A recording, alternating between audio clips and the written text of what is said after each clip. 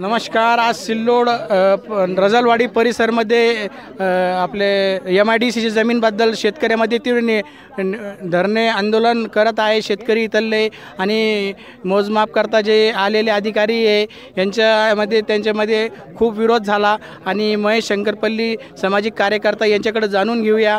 आणि आपले सिल्लोड शहराचे नगरसेवक मनोज मुरुल्लू सर, नमस्कार। दैनिक फुल लोकमतमध्ये आपलं सर स्वागत आहे। सर, आम्ही सकाळी 9 वाजेपासून SDM ऑफिसमध्ये शेतकऱ्यांचा बसलो होतो। आमची मागणी होती की न्यायालयाच्या पुढील आदेशापर्यंत कोणती मोजणी करू नका, कारण आम्हाला आमच्या जमिनी द्यायच्या नाही। परंतु अधिकारी तिथं आलाच नाही। शेवटी वाट पाहून शेतकऱ्यांमध्ये आक्रोश आणि राग निर्माण झाला आणि शेतकरी तिथून इथं आले, कारण अधिकारी ते बळजबरी मोजणी करायचा प्रयत्न करत होते। शेतकऱ्यांनी रागाच्या भरात अधिकाऱ्यांवर त्यांनी चालून गेले आणि त्यांचे साहित्य त्यांनी फोडण्याचा प्रयत्न केला। अधिकारी घाबरले आणि ते मोजणी करणारे अधिकारी इथून पळून गेले।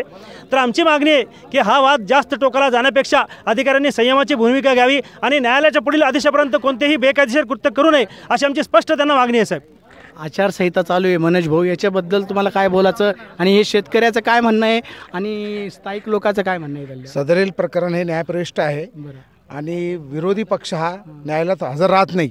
2 तारखा झालेल्या आहे, आता 12 तारखेला 3री तारीख आहे। त्यांनी कोर्टात हजर राहावे। कोर्ट जे आदेश देईन ते आदेश या शेतकऱ्याला मान्य राहील। परंतु आचारसंहिता चालू असताना इतर कामे सगळे बंद आहे आणि फक्त MIDCचे मोजमाप चालू आहे। म्हणजे शासनाची जी दुटप्पी भूमिका आहे आणि या दुटप्पी भूमिकेला जबाबदार इथं मंत्री अब्दुल सत्तार आहे आणि हे सगळं कारस्थान अब्दुल सत्तारमुळे चालू आहे आणि या सर्व शेतकऱ्यांचा या कारणाला विरोध आहे।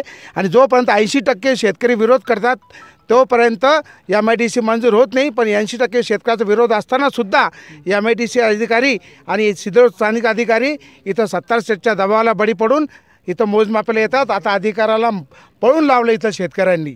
अजून यांना जाग आली नाही तर पुढील अडचणी खूप वाढतील इथं। बरं, अजून कोणी शेतकरी बोलू शकतात का? काय तुम्हाला विरोध? बोला दुधे साहेब। सगळे शेतकरी आम्ही जमा आहे।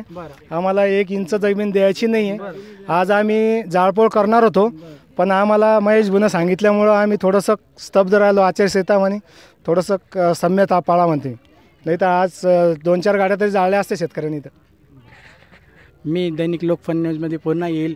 हे होते रजलवाडी सिल्लोड परिसरातील वार्ड क्रमांक 1चे शेतकरी आणि हे कार्यकर्ता आमचे अजून एक शेतकरी बोलायला तयार आहे। सर बोला, काय आमच्या महिला इंटरेस्ट घेऊन बी तयार आहे, इथं मरायला तयार आहे, पेट्रोल घेऊन बी तयार आहे, मरण पण देणार नाही। शेती कोणाला देणंच नाही, आम्हाला काय द्यायची नाही।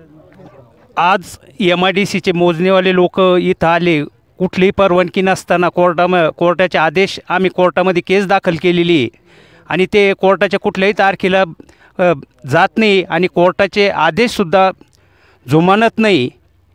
हे गैरकृत्य शासन करत आहे। आचारसंहिता इतर कामासाठी, आचारसंहिता हे मोजणीला बाकी सर्रास मोकळकी आहे। महेश भाऊ, तुम्हाला काय बोलायचं शेवटी? माझं असं म्हणणं आहे, सध्या आचारसंहिता चालू आहे, कायदा सुव्यवस्थेचा प्रश्न निर्माण होईल किंवा शेतकरी आक्रमक होतील आणि त्यांच्या रागाच्या भरात काही चुकीचं कृत्य करू शकतील किंवा स्वतःचा ते जीव देऊ शकतील, अशी परिस्थिती सध्या आहे। म्हणून माझी शासनाकडे मागणी आहे की ही MIDCची कारवाई पुढील कोर्टाच्या आदेशापर्यंत स्थगित ठेवावी, तोपर्यंत त्यांनी कोणतीही बेकायदेशीर कृती करू नये। मी पुन्हा येईल। हे शेतकऱ्याचं सरकारकडनं एवढीच मागणी आहे दैनिक लोकफन न्यूजच्या मार्फत की यांचं काहीतरी मार्ग काढावा आणि सकारात्मक निर्णय घ्यावा। जय हिंद, जय महाराष्ट्र।